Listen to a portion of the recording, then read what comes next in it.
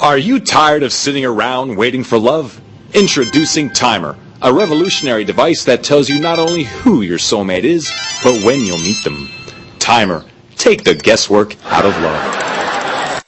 Hi. Hi. So did it go off, the timer? Did my timer go off? When you met me? Oh, yes. Yes, it did. It did. It's so nice to finally meet you, soulmate. So thank you. Timer is a sci-fi romantic comedy about a device that counts down to the moment that you meet your soulmate. Would you ever want one yourself? I should say no because it's not really a good thing, but it would be really tempting, and I would probably cave and get one.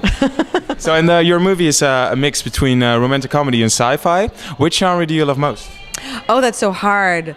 Well, which do I love? Sci-fi, romantic comedy? Well, okay, I will say this, that when a romantic comedy is really good, that's the one I love more. But I think by and large, sci-fi is usually better. After implantation, if the two of you are meant to be, then both of your timers at the very same time go beep, beep.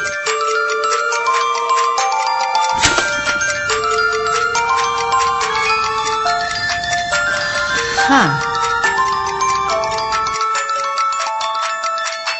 Eternal Sunshine of the Spotless Mind was very much my inspiration, not my inspiration, but my model in a way for my film. And I consider that movie to be a little bit fantasy. And if I made a movie like that good, I could be like, I retire.